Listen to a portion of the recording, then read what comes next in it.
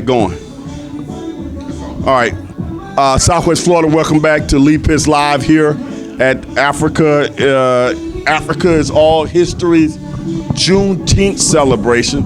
Of course, I'm Lee Pitts, the host of the award-winning Lee Pitts Live, and I'm always thrilled to be a media sponsor of events such as this that's bringing some culture downtown Fort Myers as we celebrate Juneteenth, which is the official the day that the word got out all around the United States at the time that the Africans were freed.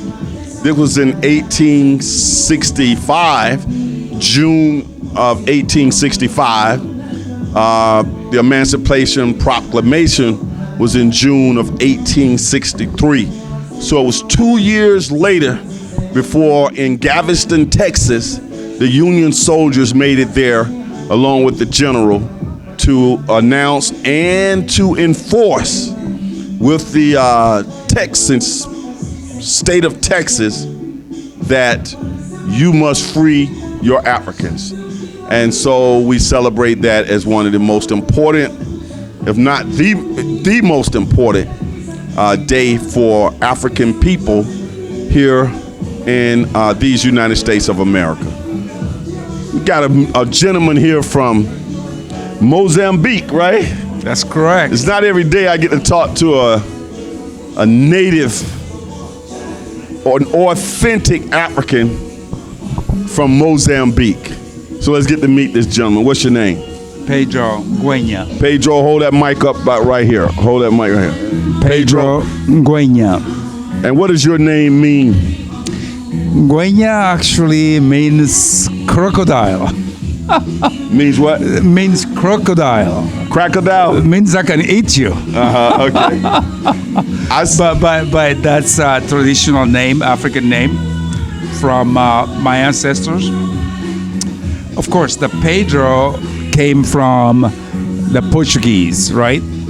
Because the idea was like, okay, you can have a native name because we want to Christianize you to become a Christian, and in order for you to become a Christian, you can have a typical African name. You have to have a Portuguese name, which in this case, Pedro came from Portuguese. When I look at you, man, I think about Nelson Mandela. Anybody else tell you that? Yes, indeed. Yes, indeed. Now, when I was talking to you out there in the crowd, people's a crowd out here. It's a big event. Big shout out to Cabino and all the people who put this on. African food, the works, and that music that you hear is African music. Tell me about the comments you get as it relates to people and Nelson Mandela. You just it's just amazing. I didn't ask for this. It's just one of those things that started like coming around. Like I remember I used to live in Daytona Beach, and I had a good friend, a very good friend, a neighbor, and we would go places together. And he couldn't believe what he would witness, like people stopping me at shopping malls or at grocery stores. They want to take pictures with me because they think I look like Nelson Mandela. I'm like, listen, I'm not him. I'm not him. That's so funny. The man is dead, But people don't care. Mm-hmm. In fact, I remember not long ago at my school at Kaiser University, one guy at one time approaches me, and he goes like to me like, I really love coming to school here because we have our own Nelson Mandela at Kaiser University. Yeah.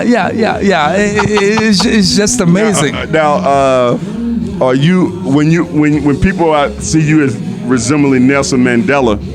Are you sometimes you're wearing your African clothing, or are you just in traditional European? No. Actually, I will be sometimes out of work on a tie and a work shirt, and people will look. In fact, I remember one occasion where I was at the gas station Okay, and This is a cool stuff. gentleman started looking at me or staring at me, and at one point I looked at him. I'm like, why is he staring at me? And then finally, a few minutes later, he comes over and is like, whoa, did ever anybody tell you like you look like Nelson Mandela? I'm like, oh Jesus, I heard it. But then, That's cool, man. but then he goes like, so I'm like, what's Mandela doing at the racetrack gas station? You know? Yeah. So yeah. you mentioned Kaiser University. You're a professor there or something of that nature? No, actually, I work for the admissions department there. Okay. Yeah. So tell me about your arrival here in America. When did it happen? How did you end up here from Mozambique? Actually, that's a long story. But I'm going to tell you in a few minutes. Short version. So, for some reason, on my younger age, I started reading a lot of books about America. Okay, I don't know if you remember some of the books I remember that I started reading were like FBI books, like Tintin, the kind of like the French version of FBI. And so little by little, I got interested on America as the country that anything is possible. Okay. I got interested in America because it was like, there was some kind of mystique about America. There was some kind of like, there's no other country like America. So I was like, whoa, hold on.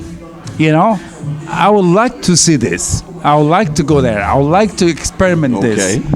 So, of course, being in Africa, you can dream all you want, but sometimes your dreams don't come true.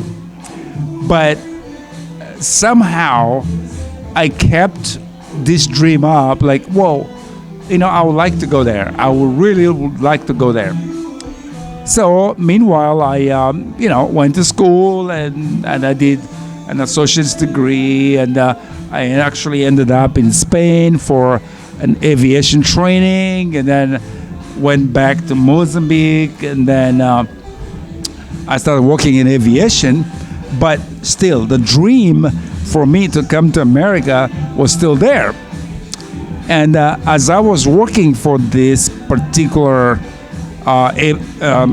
aviation company, there was an opening there where somebody actually told me, "Oh, our company is actually willing to sponsor your education in America."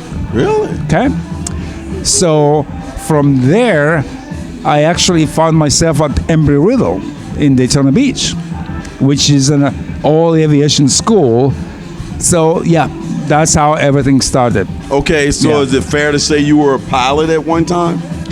Yes, I was an aspiring pilot. Okay, all right. Yeah. That's yeah. another story. Which started actually in Mozambique. All right. Yeah, I started flying back in Mozambique. Now, like we're getting a pretty large crowd here. It was really nice the last time we were here at this event, which was, what was the last event about? I think it was Black History Month. Black History Month, Yeah. that's correct. How are you enjoying yourself so far? I noticed you have a big plate of authentic African food. I am enjoying myself very much, really. I mean, I was taken really, how I can say this, I was really taken the first time I came down here to see all the African nations represented here, Right. from Nigeria to Zambia to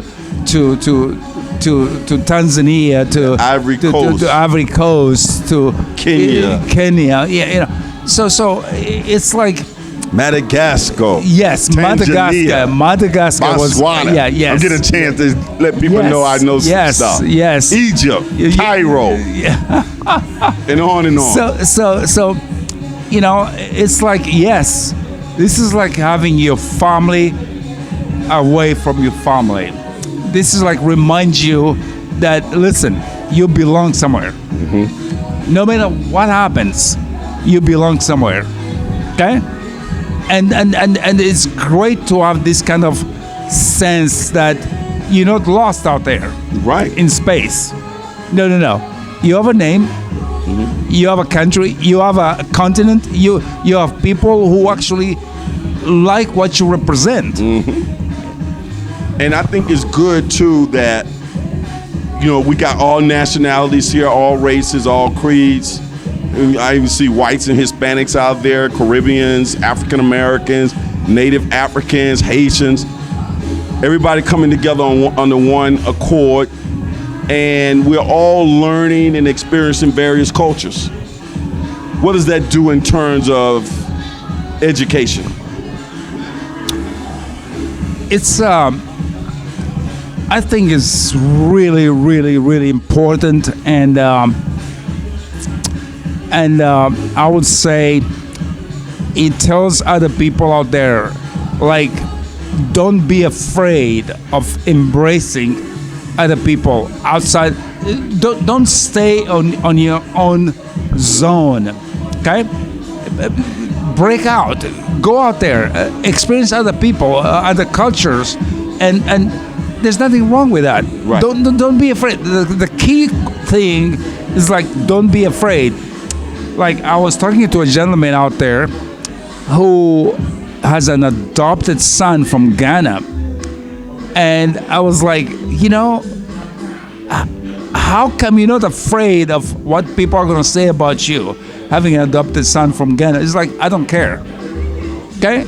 And I'm like, listen, this world needs more people like you with open mind, with open heart to, like, hey, I'm only gonna be here once, right? Why not experience things? Why not go out there, enjoy life, and embrace what? Listen, we don't have to look the same. We can be different, but at the end of the day, we're the same. At the end of the day, we have the same blood. Right. I don't care what color you look like. You could be yellow, you could be green, you could be whatever. But at the end of the day, we're all equal. We're all human beings. I agree with you 100%. Finally, you hear that music there, right? Now, people who are hearing this on television, they're hearing that music, saying that music sounds more like Caribbean music or what have we. But that's one of the beautiful things about Africa. The rhythms, the music is all this music that we hear here. Basically, this rhythmic music comes from Africa, right? Okay, now you really got me, because now you're gonna get it from me. I'm gonna start by saying that music as we know it actually started in Africa. Okay. Music as we know it started in Africa, right? So you can go around the world, you can go into, like, symphony music or symphonic music, to, like, reggae music, to, like, music from Latin America, South America, whatever you call it. In fact, even music we hear, like rock and roll, has African on it. Right. Okay? Rock and roll. Rock and roll has African on it. You know, so literally, I would probably dare to say music is an African thing. Right. Okay? It's an African thing. You hear this beat right here? You're gonna find this beat, in jazz, in blues, in Brazil. You're familiar with bossa nova, which is, literally what you can call jazz or blues, right? But it all have one origin: Africa. The motherland. The motherland, indeed. What would you like to say to Cabino, who started to bring more African events that we can come out and socialize in like this. Looks like a great turnout out there. What do you have to say to Kabina? I really respect Kobina very much. He's a visionary, because he can see how we belong together. He can see how, the idea that united we stand, right? It's great, and this is what he's trying to accomplish. Like, whoa, let's get together. Why not? Let's get together and feel all right. That's right, and it's really working, and I'm really loving it too. Absolutely. And then they bring in some education, like they're getting ready to break now, have a speaker come up, and then people go back to dancing and drinking and networking. And I got to go out there and partake in some of the food. I hope your food didn't get too cold, but of course there's other food for you. But I want to thank you, my friend from Mozambique, for stopping by. Thank you so much. I really appreciate the opportunity. And making some comments here on Lee Pitts Live. We're going to go to a break. We're going to come back with some more interviews. We're going to be here from the beginning and to the end, celebrating Juneteenth right here at the American Legion Post 38, downtown Fort Myers on Jackson Street. We'll be right back.